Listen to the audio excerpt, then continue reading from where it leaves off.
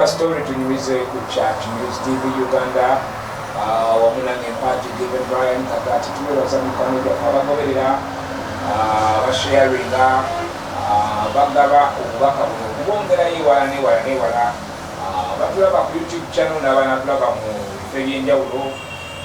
Mukama Katonda abatuweera omukisa mwe bali ddala. Tugenda kubanga tuwayamu n'omusajja wa Katonda omu ku basajja weewaawo abayimiridde amagulu nga ganywedde okyegedde bayimiridde amagulu nga ganywedde. Omusajja ono wanjawulomukko ku bantu abalala ab'enjawulo. Omanyi oyinza okugamba nti gundi wanjawulo naye ng'era wanjawulo ku gundi nga ne gundi era wanjawulo ku mulala. So this man is a great man of God, muweereza wa Katonda mu kubuulira enjiri, muyimbi wa gospel, businessman, muzadde ate nga musajja mugezigezi mulungamya. So kati nkwagaliza interview ya leero ginyumirwe nga tutambula wamu ne muganda wange James Kiggundu. Bange mbaniriza Mr. Kanyati nkwagala nnyo n'abalala n'abakolera ku programu eno basaamu ekitiibwa. Tweyanza sebo omulayi omulungi yali yagadde okutegeera James Kiggundu yaani. James Kiggundu mwana nzaalwa yeeruwe kikyusa Nakabiito. Omusajja amuzaala yeefiira dda baalinga bamuyita Sande Katumba. Mutabani wa Lamanzaani Ndawula era naye yafa. Kakati ate omukyala muzaala wa Mamba bamuyita Christine Nakibuuka naye yafa. Bonna baafa. Kati bonna baali beeyi. Oli bamuzaala Nakabiito ono bamuzaala Wankanya. Kati linzaalwa y'ekikyusa mu Luweero district. Omujjuvu. Kati gwe munnaluweero omujjuvu. Yenze munnaluweero waddala. Atali ngende n'akajaabulule. Obulamu butambudde butya? Obulamu obusanze otya? Obulamu si bubi ate sijja gamba nti bulungi. Kubanga mu nsi muno tutambulira tuyigira mu kusoomoozebwa. Buli lwogaana challenge bali kuyita muwanguzi. Ate buli lwokkiriza ebikuchalenjinga buli lwobiyitamu obeera muwanguzi. Waliwo abawanguzi kadirimu ne muganda wange buli lwogaana challenge n'odduka challenge tebakuyita muwanguzi. Ate buli lwokkiriza challenge ne zijja buli lwoziyitamu ofuuka muwanguzi. Kati abawanguzi babika bingi lwakuba ffe twesiba nnyo okuba nabo ku TV bokka. Waliwo abawanguzi ba family. Kati wabeerawo omuntu nga yatandika obulokole mu family. Oyo abeera muwanguzi. Wabeerawo omuntu nga yeyaggulawo embaga nga yeyasooka diguli ewaka. Abo bonna bawanguzi. Kakati buli muntu muwanguzi mu ngeri era ku kigera kye. Waliwo omuwanguzi wa district, waliwo ow'eggwanga, wabeerawo ow'ensi yonna. Buli omu abeera muwanguzi. Okitegedde nange.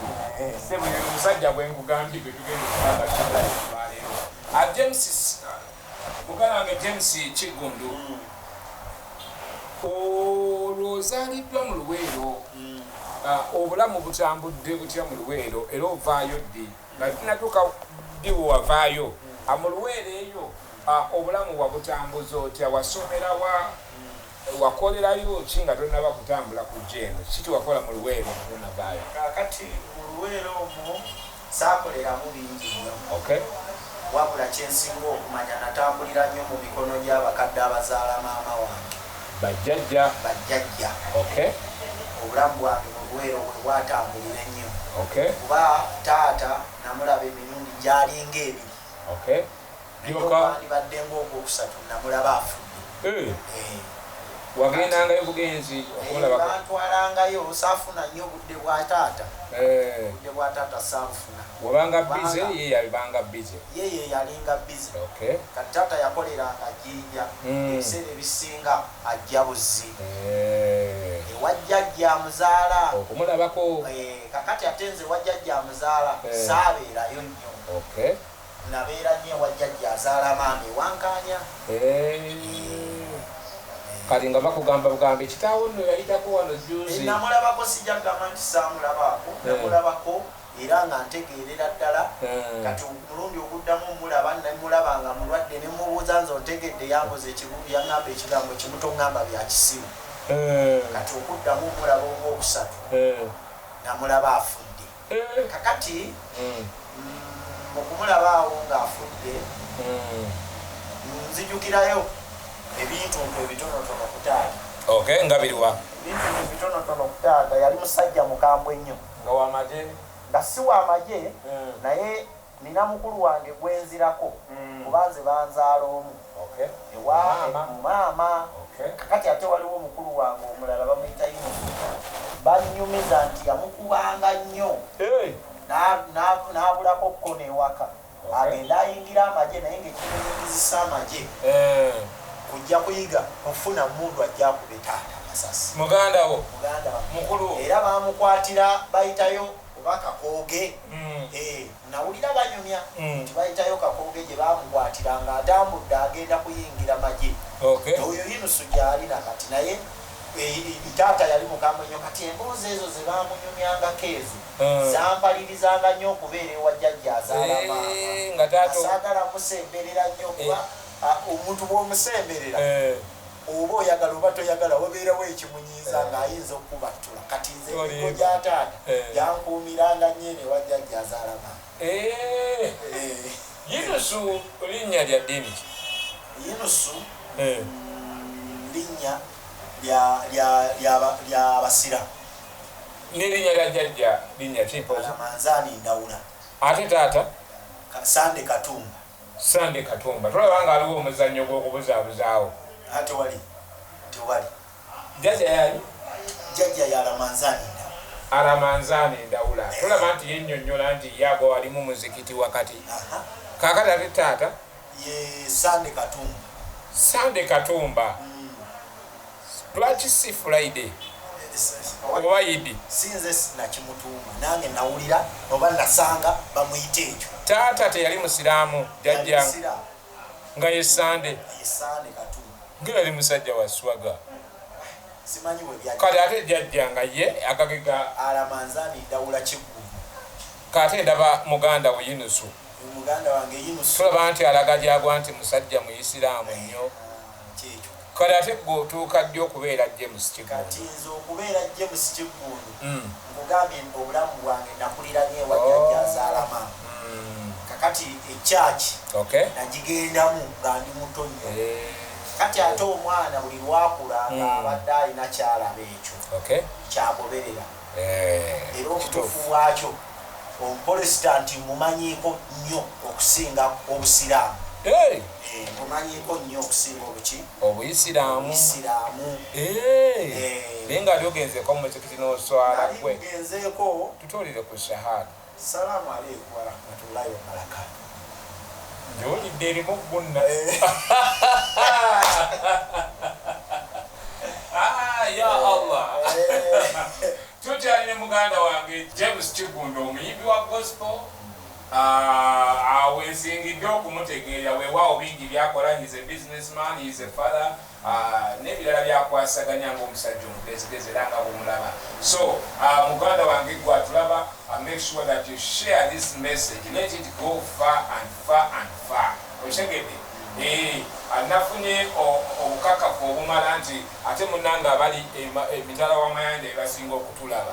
Bebasinga okutulaba era bebasinga n'okusubscribinga bebategeezaako abali Uganda nti ate eno kyo kyakutte dda ku tell the story tunyumize ne Brian Kagati. Mwebale nnyo mwebale ddala Mukama Katonda abeere ng'akibabalira. Tulina James Kiggundu. James Kiggundu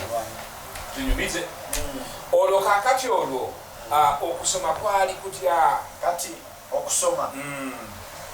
saagenda wala. Wagenda wala olw'ensonga taata yali teyeeyinza. Kati ate ne maama naye yali teyeeyinza mu nsawo. Kati maama yankuga mangu amawulire obulango tebwalwawo. Yampita ali mu kyakusatu n'aŋŋamba tugenda oyiga ekyalaani kuba ssente sikola ki. Kati awo nga taata yakafa bw'ati n'aŋŋamba taata wo tatuyamba. Kati nange sirina ssente tugenda oyiga ekyalaani kati lwaki obulamu bwange bumala nnyo n'abazadde abazaala maama nekyangira ku maama nemugamba nti sisobola kuyiga kyala era sijja kiyiga kati ogenda kukola ki nemugamba ngenda sima omusenyu ku kibanja kya jjajja neweerere jjajja omusajja azaala ye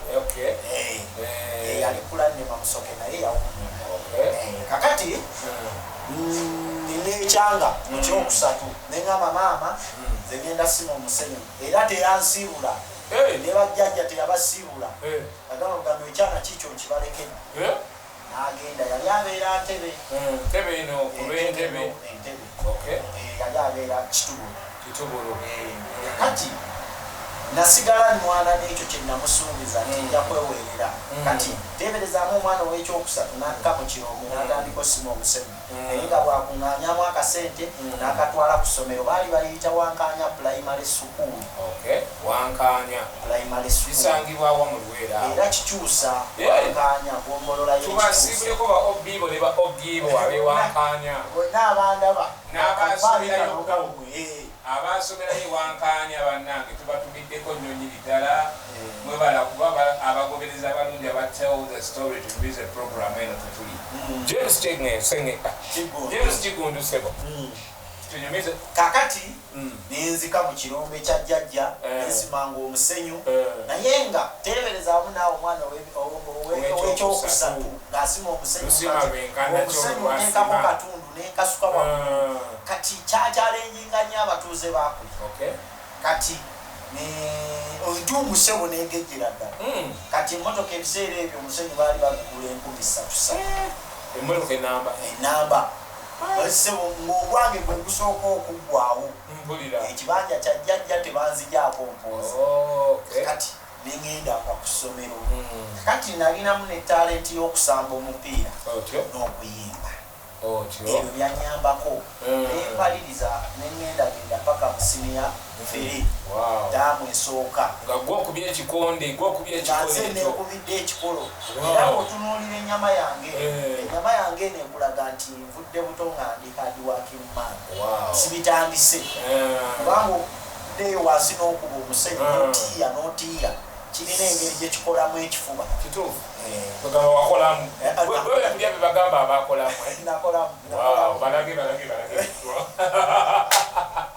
tukyalime James Kiggundu omuyimbi gospel music James atunyumize kakati olwo otuse mu senior 3 okakasa otya nti kakati akazanyo kaweddemu kati biganye ndabika newe nakola ntya sina gyejja kweyongera kati senior 3 omuntu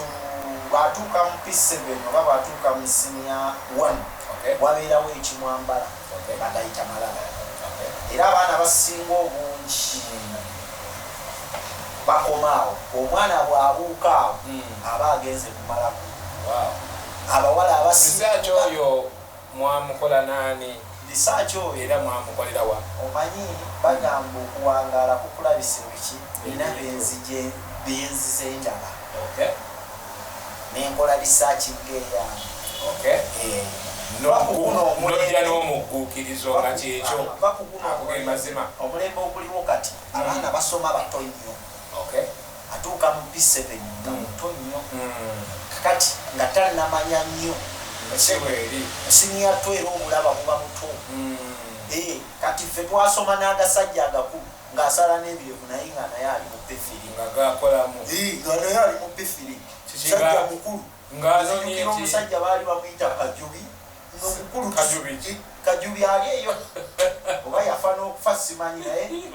twasomanga naye nga bebasamba omupiira gw'amasomero nga n'omupiira gwa primary gunyuma kuba abasajja baalinga bakulu omuntu ng'asoma P7 emyaka egyo ebibuuzo buli omupiira lwe guba gugenda otandika ng'akomawo ku ssomero omupiira bwe guggwa ng'addayo nga yeetemera amandami kati gyemirembe ekyo kitwasomeramu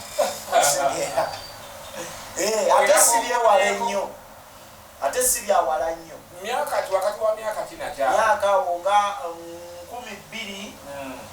1999 awo baana baalingayo baalingayo nga bakulu bakolamu n'emipiira gya primary nga ginyuma ng'olwo ffe tetukusambako tubeere eno mukuwagira kwegambanga wa P7 ng'asanga omupiira ogwa primary naye ng'ajja n'akamu ebirevu nga musajja mukulu ebiyisimu alina abikolokotera wali tebamugamba nti mukulu kale tujoogeddwa James Ngendo erinnya litereeze James Kiggundu muganda wange kakati olwo ovadde mu kyalo eyo kati okuva mu kyalo okujja mu Kampala eno era otuukira wa kati lwali lumu nga bwombuuziza wali noŋŋamba kiki okusoma lwaki kwakomaawo kati okusoma ekyakukomyawo eddalu lyali lingi kati eddalu bwe libeera lingi neŋŋamba naye agendeke wa maama entebe maama akyaliwo nga manyiyo neŋŋende wa maama entebe kati bwe ŋŋende wa maama entebe nagenda otuukayo nga naye embeera si bulungi kati bbaawe yali mujaasi naye yafa kati we nagenderayo yali yafa wagenderayo agenderayo naye nga nali namulabako ali bamuyita Mr. Katonga kati neŋŋende wa maama nga naye embeera si ki nerepootapootakaawo embeera si nungi nenvaayo nenzira mu kyalo naye maama nzijukira ekigambo kimu kyeyangamba yagamba mwana gwe omukisa gwe teguli mu kyalo ekyo maama yakigamba yaŋŋamba gwe ne bwolikola otya omukisa gwe teguli mu kyalo maama yali mulokole teyali mulokole maama nange simanyi naye yaŋŋamba omukisa gwe teguli mu kyalo kati mu kyalo wabeerayo ebyokulya nga byabwereere olaba life ebeera nnungi nono maama ono naye ansobera andekera kacapati kamu ate kakati aŋŋamba omukisa gwange teguli luddawa nenzira mu kyalo kati bwenzira mu kyalo neemakulira ku bwana bw'abendi ati okuuziza noŋŋamba nva ntya mu kyalo sabula emboozi neemakulira ku bwana bw'abendi kakati bwemakulirako akawala akamu nga bankwata nako environment abanteeka ku poliisi ekikyusa banzijawawo bambuga paka weero bansiba olwo nga ŋŋenda paka butuntumula twamalawo omwezi gumu nga batwala paka nakasongola nga tumalayo omwaka nga gumu n'ekitundu mwaka nga gumu nga bakukomiitinga nga batuvuga ati bwe bakuwa komito bakuvuga buterevu paka mwapa prison ebuzira kati nga ŋŋenda mwapa prison high court ng'empita mwapa prison mazeeyo omwaka omulala gumu n'emyezi nga 8 kuba general ekomera lyonna nalimalamu emyaka 3 n'ekitundu kati batuyita omulamuzi apiya awere bamuyita awere mwayikooti awo nga batusa ku sessioni nga tutambula nga ate abaana nze natambula emirundi 3 kati kwe kubuuza ku looya nze byange biri bitya aŋŋamba gwewateredde dde ogenda waka kati apiyo awere ng'anta eri yonna sibinyonyodde biki naye apiyo awere bwe yali anta yatunuulira emyaka gy'omuwala eyansibya n'ejyami naye bano baalinga mu egi emu kuba omuwala yali 16 nze nandi 18 bano baalinga mu egi emu naye olwokuba environment yeddamu awo yali ya kisiru nnyo bazadde baagala sente bwe zikubulanga ogenda kati ng'agenda namala ebujuzire emyaka 3 n'ekitundu apiya awero bamujjukira kwini ziki kwini bwe yajjira mu Uganda ebya Commonwealth gwalimu akati Chogamu ye yali Chogamu eba 27 awo bantera kali babatakujja kwaniriza kwini nze simanyi lamuziyanta sawa 11 awo ez'olweggulu nange yanziteera namukachemba ke ngateeko n'ekikofiira naŋŋamba James nkutadde bampita apiyawere naye bwe banakuzza wano okumusanga omulala nja kusi anta kati bwe banta saasooka kubeererawo Kampala lwagira newabaawo abantu abalala balegaza okukima mu taata waabwe naye gwe baatuta naye nebampaayo siringi 1,000 bwe bampa siringi 1,000 neninya nali manyi kati obujjajja bwaffe amakanda gaabo gasibuka wano komamboga wano ng'ovudde empereerwe kati nenzija mu bataata abato agenda olaba nga sijjaawo ng'erinnya lyagira oyo oyo talabye ku muwala biki kati obulamu ne bukalubakalwamu awo lunaku nga lumu ne mbagamba mumanyi munsondere ssente mukyalo bansondera siringi 7 n'emmotoka n'emyenda tukasawa 11 ez'olweggulo wajjaga era azaala maama kati mu kkomera eyo nalabirangayo abasumba bangi ku TV mwapa prison eyo nalabirangayo abasumba bangi ku TV nga bankolera naye omu ku bankoleranga era gwe nasaba Katonda n'addamu munnange okusaba kwange yali Bishop Kiggundu oyo Bishop Kiggundu oyo ng'alina engeri gy'abuulira nga njagala nnyo kakati ate ye teyajjako mu kkomera kyokka Kayanja yajjayo teyajjako mu kkomera nga gyendi ayinza okuba yagendayo nga nvuddeyo naye teyajjako mu kkomera nga gyendi naye Kayanja yajjangayo Namutebi yajjangayo naddala ku biseera bya Christmas awo nga batuleetera ebyokulya kati nayagala nnyo engeri ya Pastor Kiganda ng'akulira enkolera neŋŋamba naye lumu ndigendayo kwewa omusajja oyo kati omulamuzi bw'anta mu bufunze nalokokera mu kkomera kyemba nenjagala tubuukireko awo kali mu kkomera nteekateeka kyebeerayo okusobola okulaba ku njiri ku TV kati mu kkomera bwe nabeererayo nasulanga mu ward 1 nze ndi candidate wa Upper Prison nasulanga mu ward 1 ward 1 nga waliyo mubeeramu abantu 16 plus babateramu screen omwe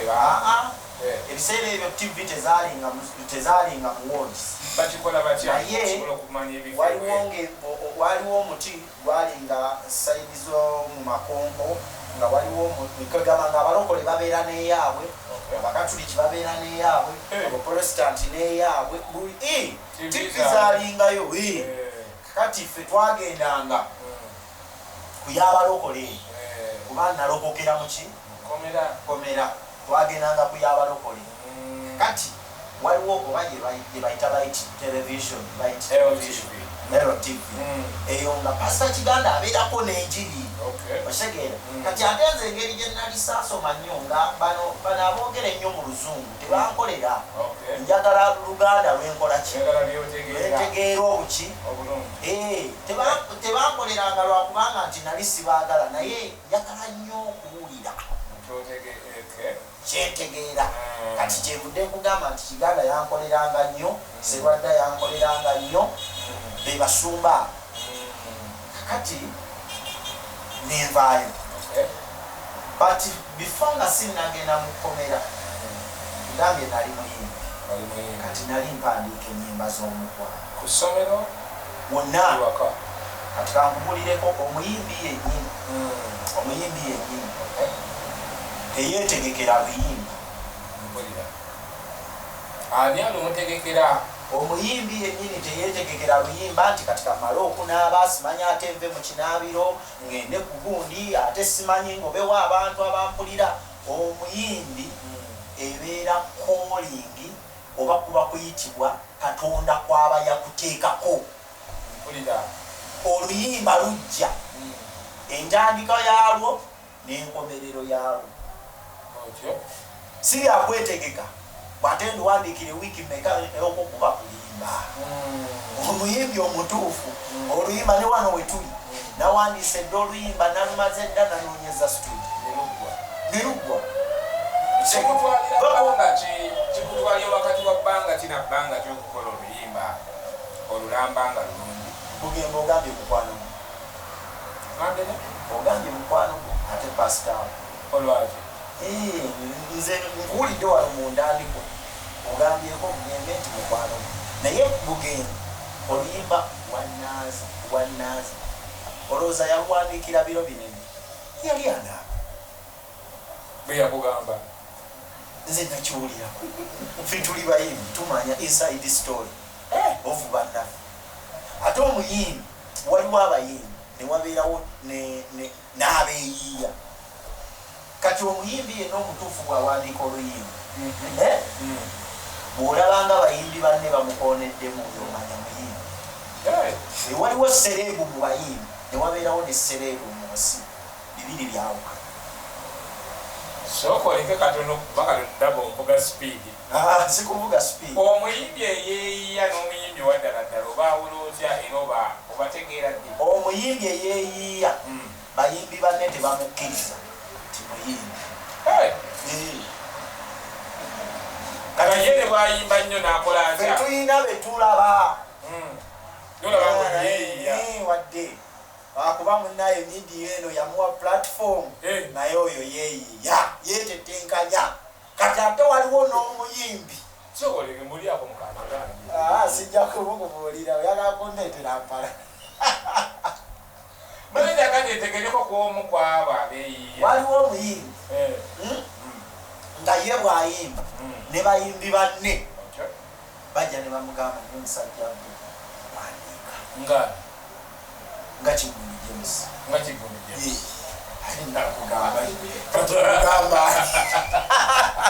Tell that story to the Mr. Chat News TV Uganda wamunange mpaji even Brian Kagati kwebaza muganda wange gwe atulaba akaseera kano please make it a point to share this message if you've already subscribed, but if you've not yet subscribed, please make it a point to subscribe as well, liking, commenting akakomenti kwetukagala mukwano bwetyo tujja okutambula nga tugenda maaso ate nga tukinyumirwa wamu ffenna naawe mukama katonda ajja kutuwira nnyo omukisa ogw'amaanyi Kiggundu tunyumize kati tubadde ku kyamuyimbi tugenze ku kyomuyimbi tuvudde ku muyimbi eyeeyiya n'ateeyiya olemeddwa okutubuulira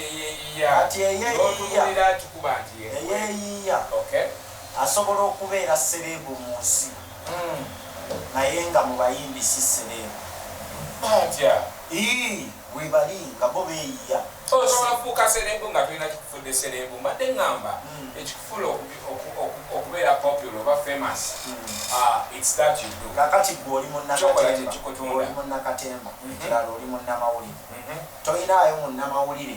olaba n'ogamba naye mutuufu wadde nkola amawulire omusajja oyo munnamawulire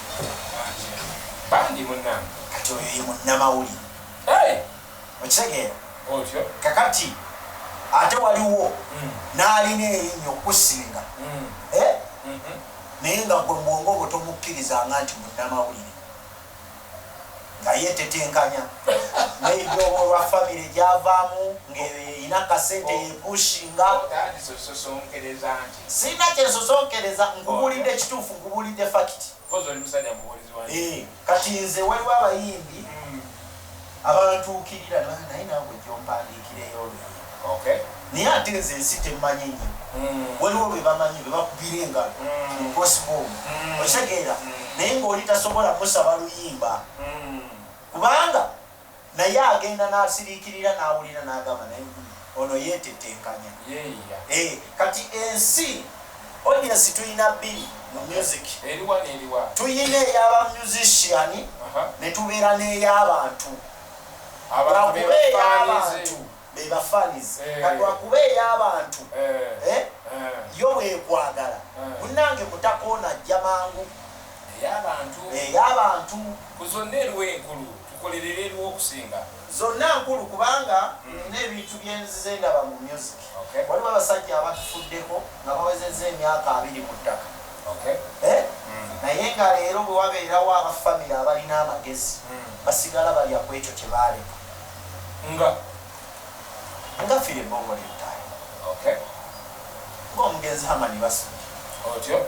nga muganda wange omugenzi Prince John Paulo Kafe okimanyi nti ennyimba zaabwe ba Eri Wamala naye gwomanyi nti ennyimba zaabwe zikola nnyo okusinga n'ez'abayimbi abaliwo kiki kye baaleka mu nnyimbo abatafanga bwolooza ki kye baaleka mu nnyimbo era ndowooza content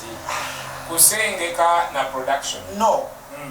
bw'okompeyalinga ebidongoze bye baabikubiramu n'ebino ebiriwo kati bino ebiriwo kati biri high class above okitegeera ku budongo bwabwe buli kusanyukira bwentyo munda z'essanyu bw'oba olwo oluyimba bwe luba lutandika n'okusaala lusala bannange mwebale okunsanyukira bwentyo munda z'essanyu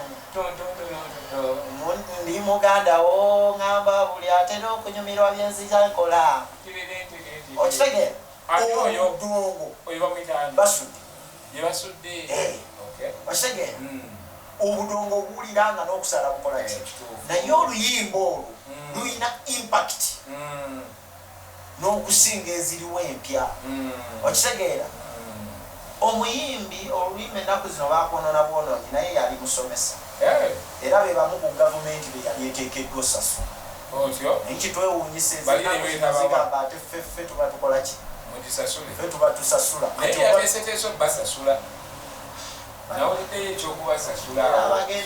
era abagenda okufunamu bebo munnanga abamanyi nnyo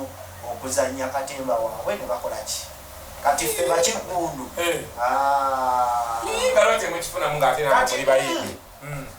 tulina nnyimba ffenna olina z'omanyeza wewatandika okudda emabega lwewagaana kigambo kola okyusa gavumenti era neddako oligikyawa bonna abo boolaba abalina sente olumu zibasuza bweru ne bayibuli ze mulina zigamba zitya ataakole taalyenga oluyimba olwowulira james ne bwe naaba nvudde mu nsi kontenti yalwo ekola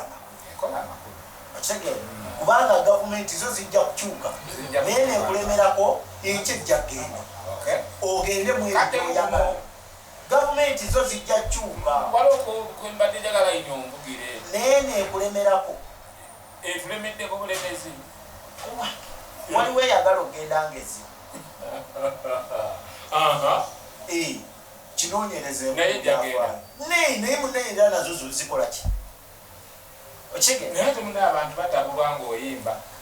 abamu bagamba oli wa gavumenti ate ennyimba ezimu ziraga olyangaako nze ndi wa kyaki olinga akuba olinga nze ndi wa kyaki ekirungi kyennina nze katonda oba omwana mulungi oba mubi bw'alaba ensobi abyogeramu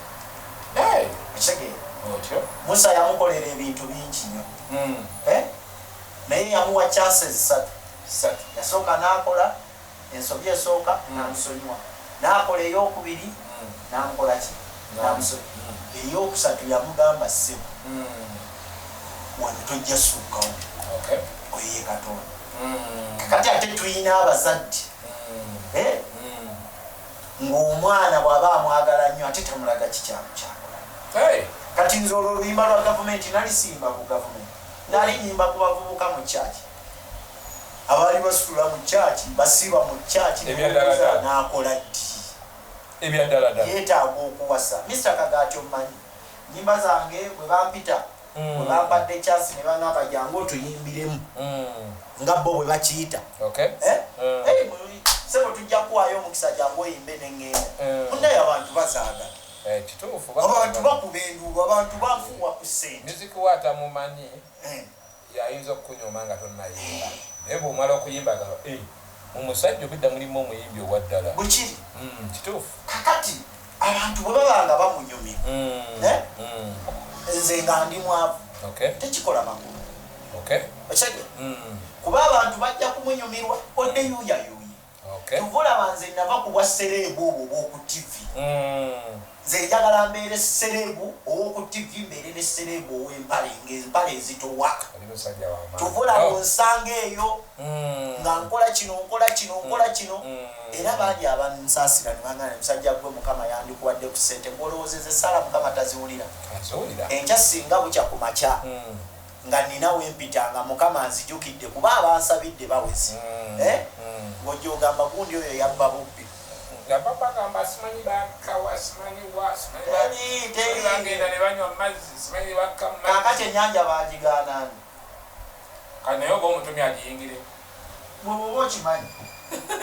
timukuka mu nnyanja wabiriyo ssente baba bagigaana. Tell that story to the Music Church News TV Uganda Omunange Mpaji given Brian Kagati at the Gospel Music Apostle. Mwebale nnyo kubanga mugoberera bannange kyemukola kyamaanyi nnyonyini ddala. Temujjangu okwo tukyalina omusajja mukulu ono omusajja omuyimbi wa gospel James Kiggundu. James Kiggundu olina obuyimba bwajja n'osuulawo awo bubiri ne bututabulamu awo. Kale nedda abaawo tutabulwamu awo nyimba ezo twazinnyonnyolako. Oluyimba lwo lwosembyeyo okuyimba olwo olwa gavumenti ne gavumenti eri ennyimba ezo zitulambululireko bbiri. Kale tuwe kapeera ka luno oluyimba olupya. Kati oluyimba kapeera ka luno oluyimba olupya lugamba naye nga lwaki okola obulyake mu nsi yo ogikyayira kyani anakuzimbira ekaawo ng'obuli bweguzi wabufuulira ddala omulimu n'abaana bo batendese obutajagala ensi kyova olaba misegebusege gano si gabbi misegebusege misegebusege gano si gabbi misegebusege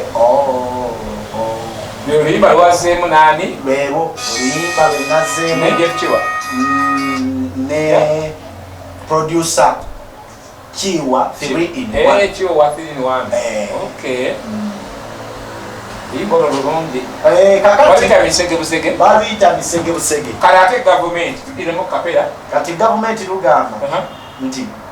we watandika okudda emabega we wagaana kigambo kola ne bw'okyusa gavumenti era neddako oligikyawa bonna abo boolaba abalina sente olumu zibasuza bweru ne bayibuli ze mulina zigamba zitya ataakole taalinga. Kakati ennyimba ezo okuzaawula ennyimba zino zaawukanira wano nti olwa gavumenti olwasooka lwe natuuma gavumenti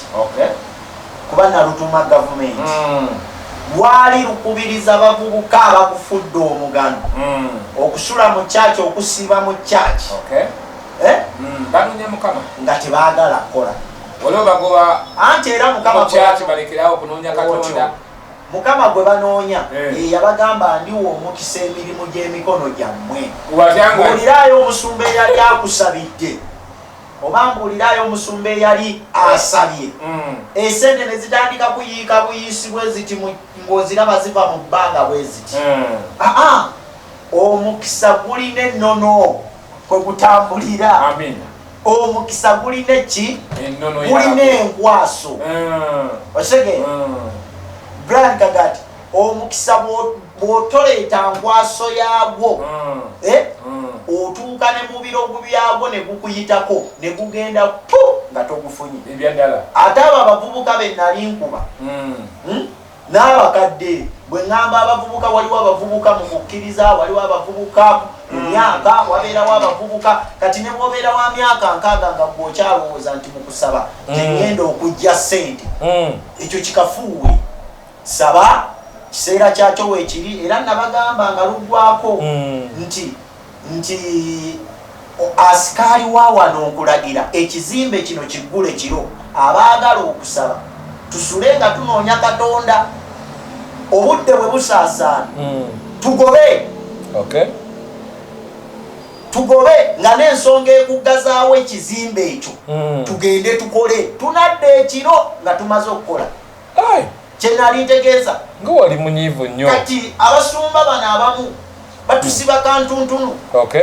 Omanyi omusumba kitegeeza kwebulungulu lwa ndiga. Omusumba tabe obusumba kitegeeza kwebulungulu lwa ndiga. Otyo teriyo musumba atalina ndiga. Mpulira okitegeera kuba alina kusumba. Kati abantu bano bajjula okwagala kw'abantu. Okitegeera tayagala muntu amuveeko ayagala kumulabira awo. Ekyo kituufu kye bakola okwagala okumulabira awo naye alabirwawo ku makya olw'eggulu mu ttuntu munnange enjala emuluma ayagala okulya akagoye k'omulabiramu kakaddiwa kyandibadde kirungi n'omugamba njagala nkulabeko ekiro emisana baako gy'ogenda n'otakula oba abamu mukama yabagaana okukola teri mukama asobola okugamba tokola tuulaawo nkoleki ompeereze olaini kakati nkuyitako nnyo ng'okola gwe eddoboozi lya mukama wali oliwuliddeko nga ligamba tokola mune yaŋŋamba nkole ajja kuwanga omukisa emirimu gy'emikono gyange naye wange siriwuliranga naye waliwo abaŋŋamba wabeerewo omusumba ajja n'agamba nawulidde mukama ng'ayogera abantu mwenna temuddamu kola yategera kakati tulina obunafu bwe tweteekamu yategera abantu bakeera genda kola ng'okeera genda kubasabiriza yategera abantu bakeera genda kola ng'okeera kubamalako mirembe basesalonika erina bwekyogera nga muwooluganda yenna atayagala kukola n'okulya taalyenga etulagira natulagira nti naye bwajja mukwasa ekyokukola bw'agaana musiibula enjala owooluganda ate nga era bayibuli yennyini yetukubereza okuyambagana akatono nkalyenga ne munnange okalya ne munno ow'amaanyi okalya ne munno ow'amaanyi sokalya na munno munafu katonda tuzeeyo saidi wali ku music ozeeyo mu kyalo omaze okufuna emitawaana bakutadde 27 ogenzeko eri famire gyesibuka kulambiro komamboga bakusondedde transport akasanvu bakakusimbudde olinyezeruwengende wa jjajja nabategerezaawo jjajja azaala maama nti nze nalokoka tiwalokokerawo mwana wange mukomera kati obwedda lwe sokolekeye mukomera olokoka otya kati mukomera banzije nakasongola bantwala mwapa prison kati mbandi mwapa prison waliyo omuvubuka bamuyita Tony bagenda mu ggulu Tony B yeyita Tony B naye muyimbi wa gospel naye bamusiba kati ate yo omusango gwe bamukwatira mbu bamuteebereza okuba omubbi kati bamuleeta mwapa prison bamuleeta mwapa prison mwagala nnyo kuba ebbanga eryo lyonna lye namala tewaliyo wa kika kyange yajja kunda tewaliwo wa luganda kati mwapa prison waliyo enkola bwe mulaba abapya nga babaleeta bwe muti mwabasookayo mubeera alaati bwe baleese mu odiyo omwekwate bangu oba tomanya ayinza okuba mugagga nga yajja kufunayo abagenyi abamukyalira olyengayo kagaati kati nange bwe nalaba Tony B munaye nemwekwata nemukolaki nemwekwata kati bwe mwekwata muna nga bwomanya abapya mubeera tebabimanyi nnyo bansibye bampayiriza badde nkola wafaaza babbawo sente ne bagamba nze omu ku basuspect wafaaza Tony B nemungumya bamuyita Tony bagenda Tony bagenda mu ggulu nkulamusizza nze mukwano gwe Kiggundu James ono Brian Kagati kakati Tony ajambulira enjiri kakati okumbulira Tony yali mulokole nga naye akola wafaaza era alina kanisa ey'amaanyi awo oba pasita we Mutebe pasita Mutebe kitintala awo naye kati musumba Tony naye kati afuuka musumba kakati naye nga njatuza obulogo yanjatuza bwatuza naye yengeri nali nagiwulira dde okuva ku TV radio kakati nali mu kisaawe nga maze okwatula obulokozi kisaawe mu prison nenkola statement neŋŋamba naye sigenda kuddamu kuwandiika nyimba za mukwano nali birungi mu kuwandiika love songs era ngenda nendaba abayimbi abamu abayimba omukwano nga bavuya bano ennyimba z'omukwano zimanya ddi wali obaddeko mukwano ne gunyinyitira kakati mu kibiina ekyokuna nze nkugambe nali mu kujjukujju okutandika owandiikira ddala music nasooka nteeka ebigambo mu luyimba lwa Ronald Mayinja luyimba ki luno kati nze kankuyimbira olwange ojja manya oluyimba nkakasa bw'oba onjagala neme kuwankawankamu ndowooza nebyembadde ndowooza bibuse emmeeme nkakasa nti abazadde eka bakwegomba okukulaba ate buli lw'obeera nange mpulira nzitowa kati waliwo oluyimba olutambula bwe luto olwalonatosangika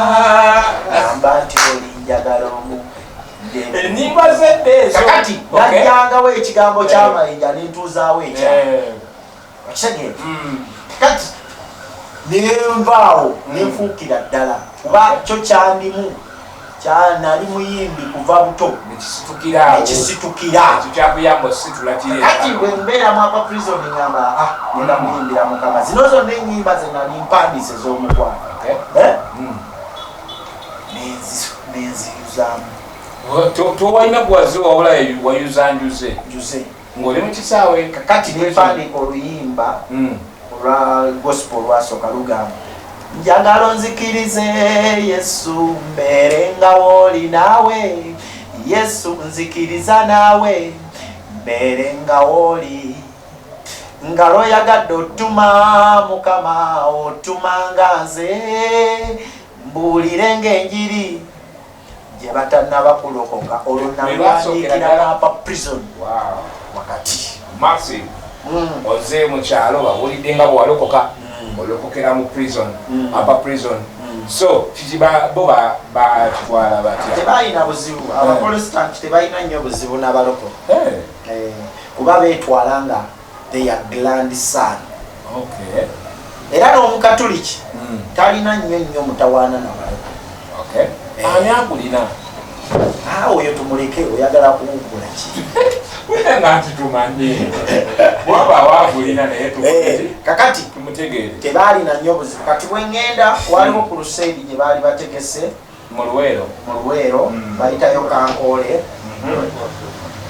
ne bampita kati bwe bampita nengenda nenetwala kati bwe netwala nenkola ki nentuuka bwe ntuukayo nange nensaba nyimbemu omusajja nakwata enanga nankubira nenyimba olwo oluyimba omuzungu nampa $10 omulala nampa $5 omulala nakwata bayibuli mpya kati nali nagamba dda bwe nafuna ku sente njagenda mu studio kati bwe bampa $10 nadduka negenda mu kasiwuukira nensasula emitwalo 10 n'ekyo kasiwuukira yali ekyaliwo mu biro ki 27 yabeeranga wasubira kasiwuukira kasiwuukira yabeeranga wammanga kupa complex naye si ku kizimbe ekiriko okupa kw'ennyumba kiri awo ekizimbe ky'omugenzi oyo kasiwuukira oba bakiyita naluwa oba kyali bwe yalinga kati nengenda nensasula yusa n'alunkolera baali bamuyita kayizi kati bw'alunkolera n'akola ki nendujjayo bwentyo bwenyingira kampani wajja kulikodinga luyimba walumala tewatawaana kuddayo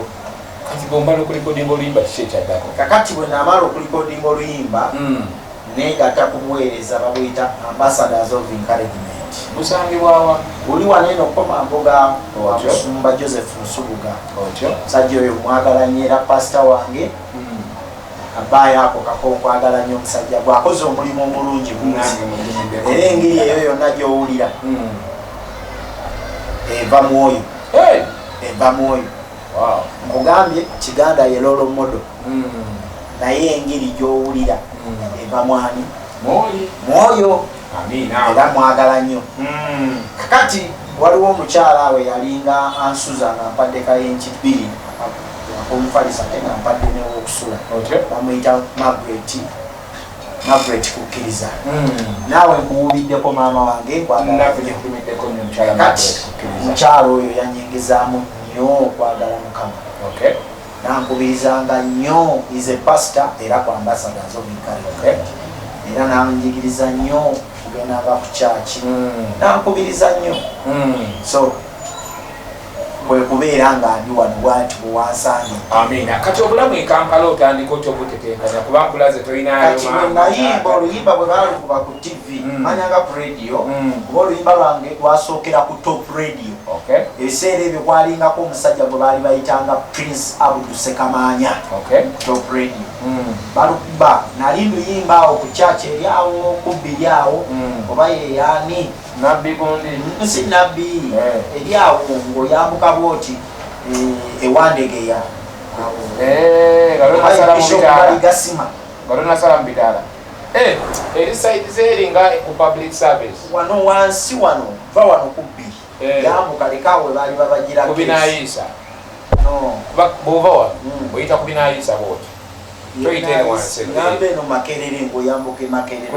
ku gate eno ku small gate Western Gate waliwo chachi weri nakati oba shop bali gasima Sekamaanya baali batunda emmotoka Sekamaanya baali bamukoze eki bamuyise nga presenter nozaneyo n'aluulira nga mbiyimba najjaga nina n'akayimba aka nangamba gwe luno luyimba olumanyi ngenda kukyaza ku Top Radio wange yankyaliza bwerere omusajja oyo bakyaliyo mwagala nnyo gwe mulundi gwangu asooka ogendako ku radio nankyaza nibakuba akayimba kange nga kalungi abantu bakagala so bwentyo kati bwe bakuba akayimba ako nendowooza nti kiwedde kuba buli muyimbi yenna ayimba amanyi aleetese hiti okitegeera buli muyimbi yenna aba amanyi aleese ki kati nze nalowooza nti kikoze eki obugagga mukutte muki muttaano obwavu bwalumanze ng'olwo nfuuse muyimbi wa mulancawo otambula wano otambula wali otambula wano otambula naye ng'ewamu ogenda n'osaba ati ne batakuwa kuyimbamu endala n'eryoka ekuluma kati awo ng'obaliza ku zino ze bagenda okufuuka kati jjukira baakukoze eki paka lwe nagambye wanyi waawo nentandika ekibuga ng'omusajja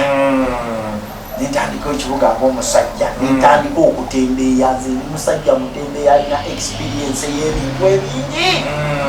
kubanga bwekunyumiza bye nasookera ku Budole baalinga babutunda 10 nga babusuubuza nga mbutunda 5 edazini nga njijjamu kakanga efuna 10 meka 2 kati nenkwata Budole buli nesooka mbutunuulira nga butono nnyo buba butono nnyo bwe buti era bw'ogira omutwe guvaako abamu babuyita bumalaaya kati nembukwata edazini 2 siringi 8 nembutunuulira nentambula mu paaka mwonna nga tewali agula olwonna olugendo luwanvu tuyinza n'okuzibya ne tukola ki naye kakubuulireko ebitono paka lwe nayiiya neŋŋamba kati buno omuntu buno butuuma amanya nentandika Ajala 5 nagadya 5 namusoke 5 ate nova kwajala ino ndakunnagadya kati ekisima we kikwatira kwe kwogera erinnya nga waliwo awo omukazi nannyini nabagula omuntu olwo mmanyi mukwano gwange nga hajala nagadya amanya gombi ogalira nkugambye Ajala 5 tumiddeko nnyo okukyala hajala nagadya natunda budolongo budoloobo ng'olunaku nsobola okunyuka n'emitwalo 4 nga mbutunze nga mnyinyuse n'ena amagoba nakikubanga mwana wattu kakati ekyonoona ate ogwo omulimu buva ku 4,000 ate budda 6 kati ng'olina katunda 1000 kati ne gubanga ogwo omulimu gukoze eki gufudde era abasobozi bo bamanyi ekikubo sebo nyinza okuba siri serebu ku TV ndi serebu mu kikuba wakatya mu kiyemba ku muziki sebo nawo siri nnyo muziki kwa sebo okukuba gugonzaawo naye mutange gugonzaawo so kakati ani akwagaza kuyimba gospel music gospel music nkugambye nze mu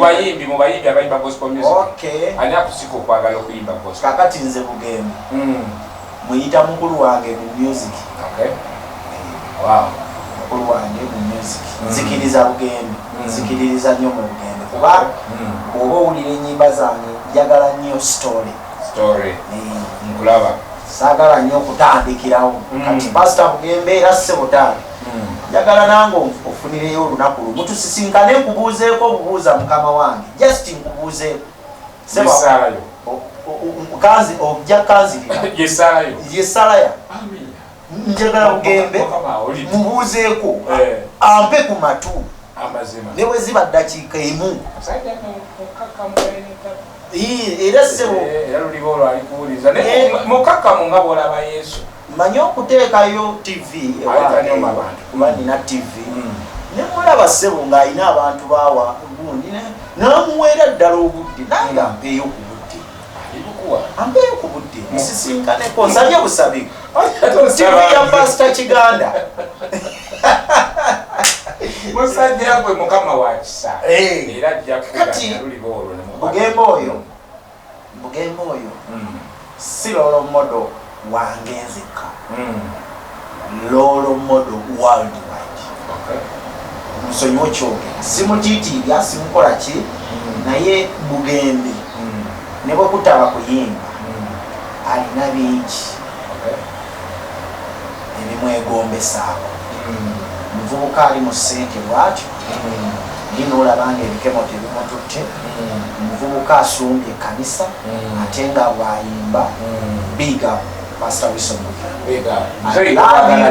nkwagala nnyo kusabira nnyo mukama ngongera amafuta okisa kole bulungi ate akole buli kyoyagala era ssebo oluyimba lwo olwa mukama njagala kumanya lwafuluma ndi mwapa prison ebizira mu 2007 lwafuluma ndi mwapa prison ebizira era lwe lumu ku lwankeezanga kuba ebiseera ebyo baali balukubanga kuliko di TV the breakers omwana tina wamala bannango bajani tina wamala tukwagala nnyo yonna ssebo lwankeezanga ku TV oluyimba olwo mukama njagala kumanya ng'akuba Yesu beera nange ng'akuba n'olwa Grace Morgan olwa Grace Morgan lugamba gweremera ku mukama toggwamu maanyi yakubanga olwawaswa kiyingi mukama gwamanya ebyange teri mulala olwa Gladys kiyingi olwo nalwo yalukubanga so omulimu gwayo eyinza okuba nga eyinza okuba yakyusaamu mu nkola naye omulimu gwayo gwakola so omwalo tino omala oluvannyuma yeegattibwako katongole omutongole kati ne bakola omulimu gw'amaanyi kati abasajja abo by the way njagala nsisinkaneko ku Bugembe that is my prayer njagala musisinkaneko ambeyo kirungi wuyo akulaba ku channel so omuvubuka omulabi wuuyo kati abayimbi bangi era mu nsi ya gospel singa ensi ebadde emanyi yandikyusiza obuufu nedda ku gospel ebbanga lino lyonna mbadde mpulira oluyimba lwa Hildama Dr. Mazongo agamba alina oluyimba lwe yayimba nogamba olina obufaananyi bwokeera n'okuba n'ojjayo peeni n'olupapula pulaani n'okola ekyembi toseetuka gwe nga gwe tewekkiriza eno ensi mukwano ffenna tusooka kwavula tegerere ne tuyimirira olugira ne tutambula kati ye ayinza n'okuba tamanyi nti yayimba gospel nze byebika bya gospel mwana wattu byenjagala era bwonsanga ewange byebika bya gospel byenjagala nze olwo oluyimba nalussa mu gospel buli kyolemerako kimala ne kikwatayo okitegera kati Dr. Hilda naawe kutumiddeko naye ze nyimba ezo zikola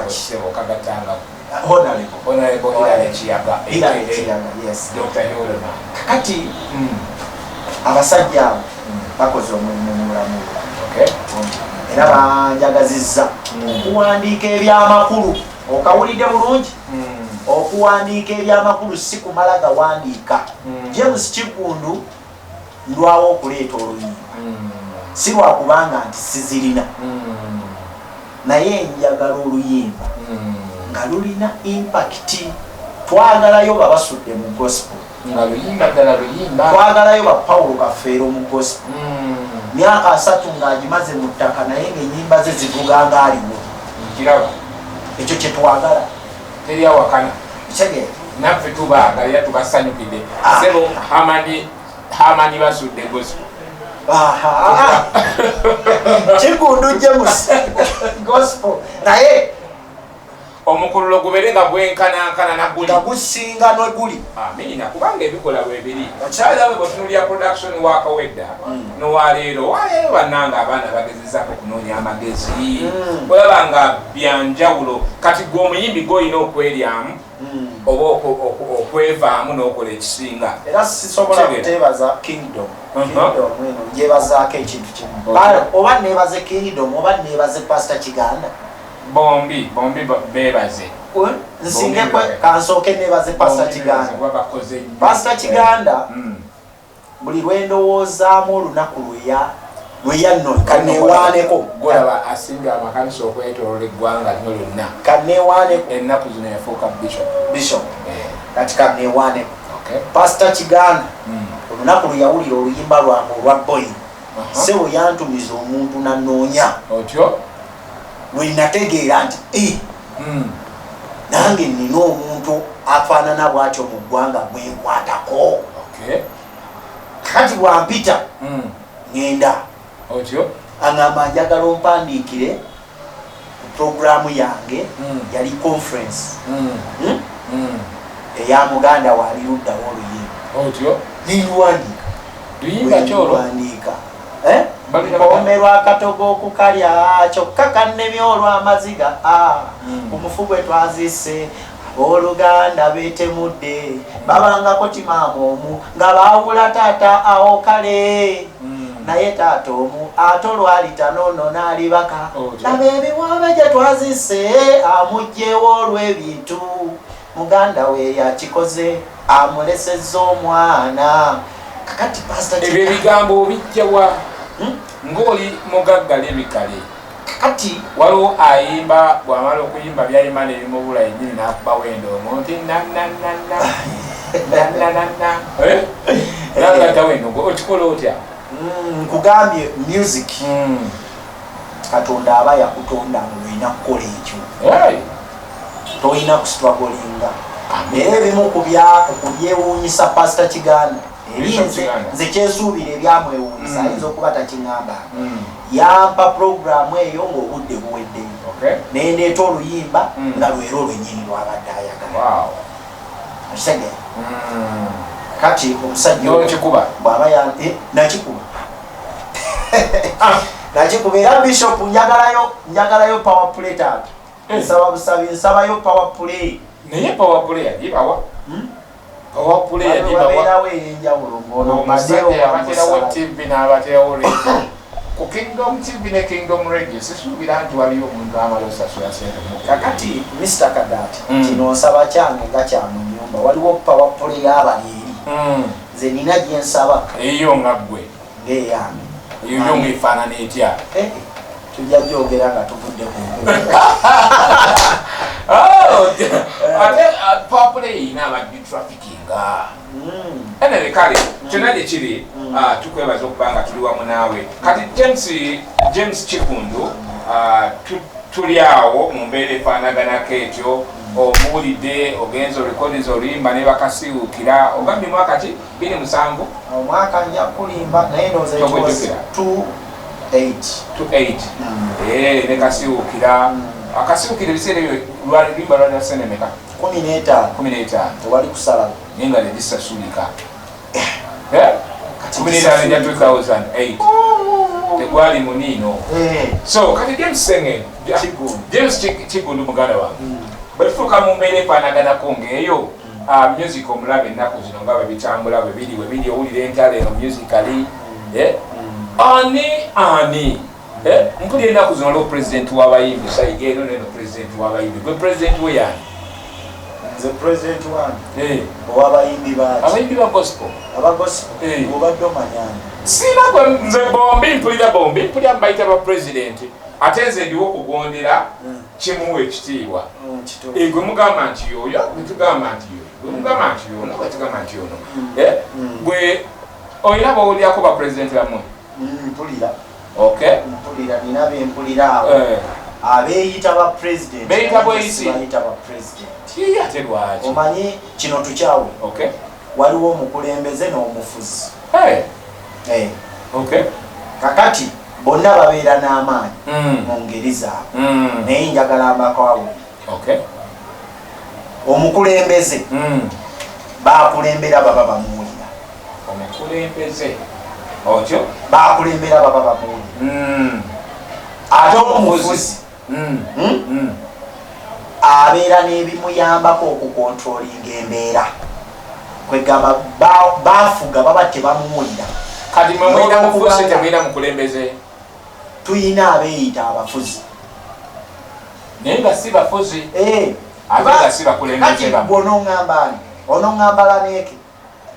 Laneeke si mukulembeze wamu ayimba ki yayimba biki bye yayimba byonna mukama amuwa omukisa simuvodde kati mwagala muyimbi nga ate onosobola otya tuyina abayimbi abasaana okufuuka abakulembeze nga kale sijja gamba Bugembe ali so busy naye mufuneya Bugembe bw'abamufuneya tali busy naye tuyina omukulembeze nga era kino kimusaba busabi simulagira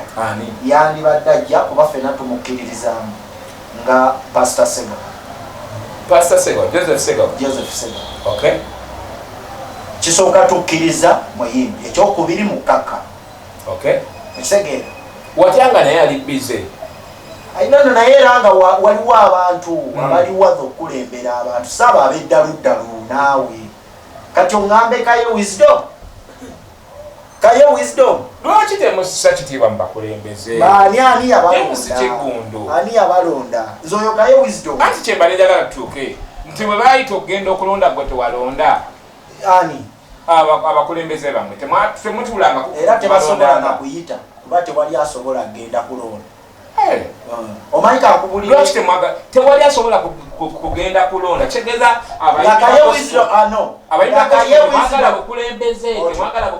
kaye wisdom neera neeke be bayise enkuŋŋaana tugende tubalonde kale akakiiko akatesitesukobakayise nga ne bacandidates bali babiri wisdom ne tewali gwe balonda lwaki temwagala bakulembeze enamba ya wisdom yino njirina nange njirina wano namukubirako lumu nemugamba ssebo tulaba webale ssebo taata mukama akoze essimu yagifuula bizi oyo ye mukulembeze Bishop Kiganda omulaba nze Kiggundu ayogera ku ntimbe za Kingdom Bishop Kiganda alina level kwali spiritually and physically washage naye James bwemba mwagala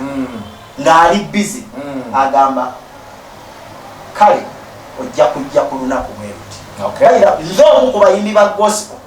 abatono abalina enamba ya Bishop Kiganda nga lwemba mwagala yaŋŋamba siina kuyita mu sekuritale nina mukubira bukubizi naye obanga naye ampa obudde n'agamba jantumetinge kuwayuuka ye wisdom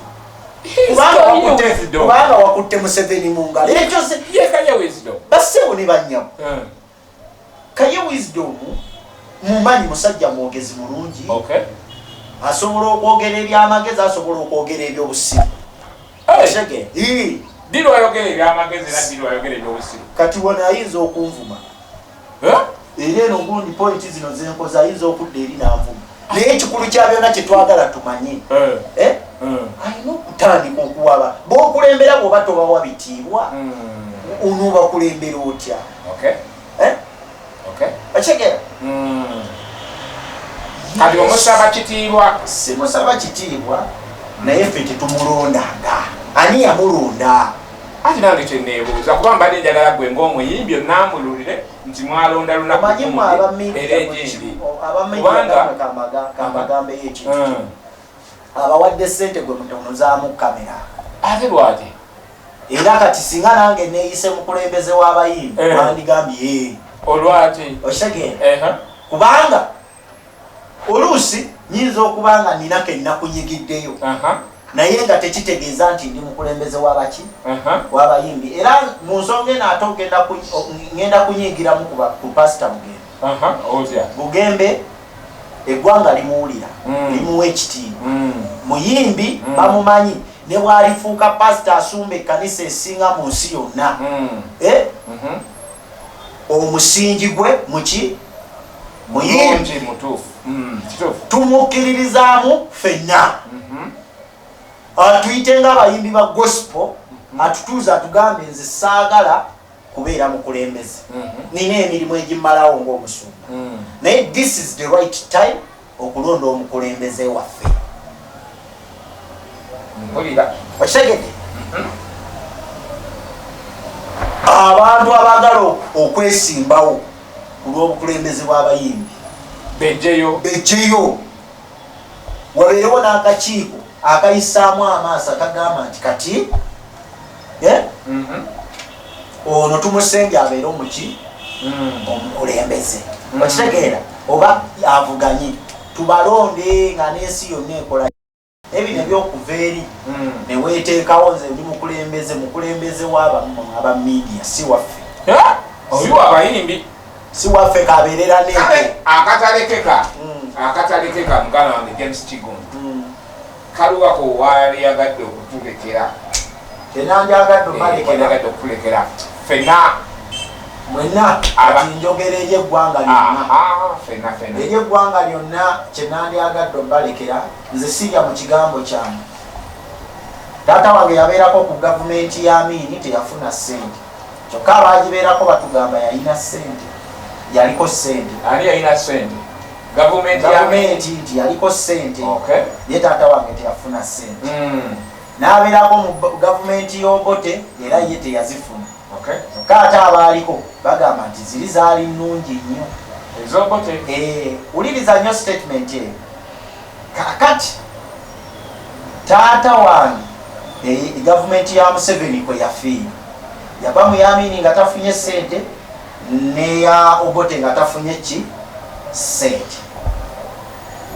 kati n'atuuka mu ya Museveni n'afa nga mwavu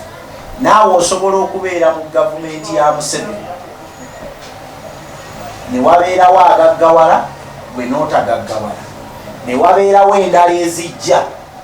nga gweno wagivaamu ng'oli mwavu obubi bwa gavumenti tekigaana kukola genda okole osobole okuyita mu mbi okole kye bayita crossover ng'ogenze ne ssente wenda nze Kiggundu ndi muyimbi wa gospel naye ndi mukozi nze siswala ng'onsanze ku mulimu gwaswala andabye nga nkola ndi mutembeeyi ndi musekuzi wa kinyeebwa kya mu kinu ate ndi muyimbi ate bwe nnyimba abantu banjagala abayimbi ba gospel muzuukuke tugende tukole nammwe ab'ensi muteekeddwa okukola bino bye mujja ebitala ne bibakubamu ku show nga kye babalaba ku stage si kye muli mwe mubadde musaba obuwunga mwe mubadde musaba ssente simanyi za nabbanja nze ezo nagamba bwe bazimpa lwakuba tebazimpa naye nagamba bwe bazimpa ngenda zigabira atalina kuba mbadde n'ekyokulya lwaki naye nga nkola kama bampeera omukisa amen akasembayo nga bwe tufundikira okuggalawo muganda wange essaawa eno singa Mr. Gulu ow'ekitiibwa ali Gulu Mr. Gulu singa atumya omukulembeze w'abayimbi ba gospel agenda abeeko ne kyafuna okuva mu yafiisi ye ani goyinza okusemba Pastor Segawo ate ye si mukulembeze yagambye anti kubona abaliwo tewali mukulembeze ngamba kubona ababiri tewali gwani banange waliwo wisdom kaye wamulonda ne Dennis Rane waliyo nga balonda ate naliyo kati kibuti tulina ffe bakulembeze kale naye kyemmanyi kiri kimu sente asobola oziwa Pastor Segawo Joseph Segawo lwaki ngambye Segawo nje bali bangi abayimbi nange bemanyi bamaanyi Ngoma Joseph baani naye ono tumulabamu ate Ngoma Joseph bazimuwa tezitunka embala ya Kristo simukonyeeko oyo gwe omukonyeeko nze nkonye ku Segawo osegere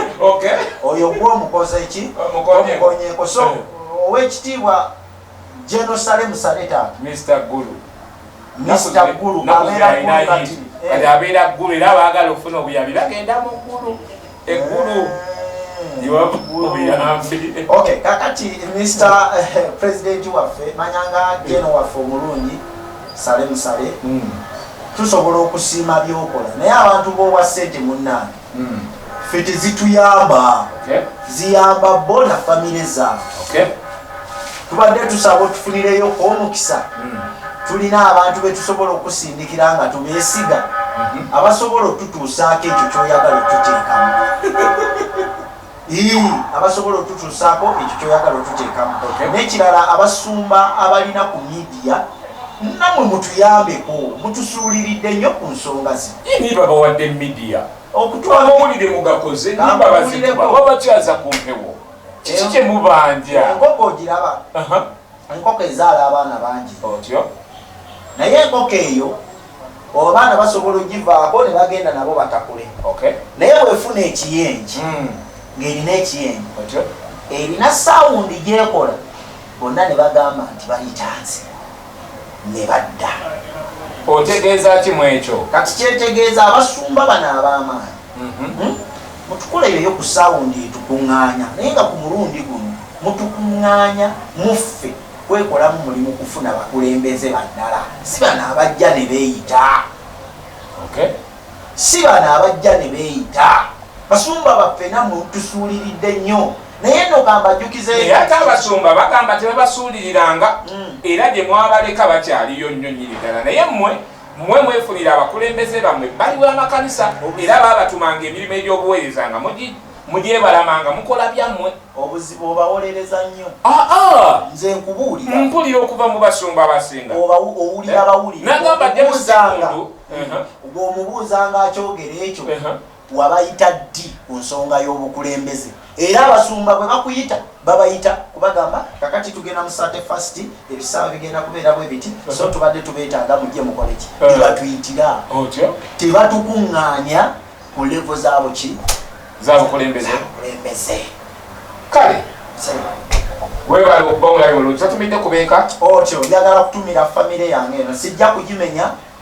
naye njagala kutumira famire yange yonna nene nnyo kubanze bayinawe kakubuulire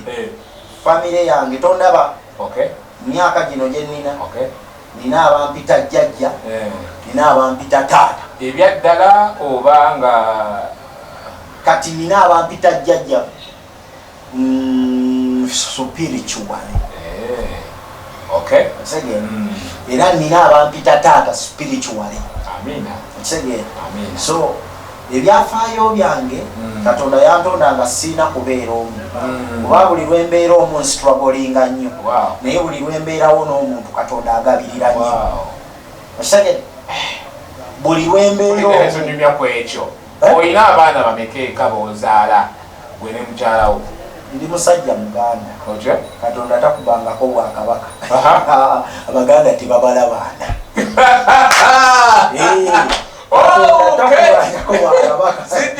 njagala okusima webala akadde amina muganda wange nemukwano gwaffe abadde kukwala n'ekyebitaano kino mbagala nyo amina nkwebaza muganda wange gwe atambulirako okubira ddala eri gye twavudde paka wano we twavudde webale nyo webale ddala okoze bw'amaanyi omulimu gw'okubanga otulaba nawe asharingiddeko muno n'abeera nga atulaba asharinzeko mu gurupu ez'enjawulo naawe oli w'amaanyi nyonyi ddala alayikinze n'akomentinga akomentinze webale nnyo webalirira mukama katonda abeere nga akikubalira ate tokuwanga kukomentinga please comment like subscribe sharinga mukama katonda ajja kumpera mukisa yenze mpati given Brian Kagati the gospel music apostle asisobola kubanga ngenda kusukka wano mwebale nnyo webalira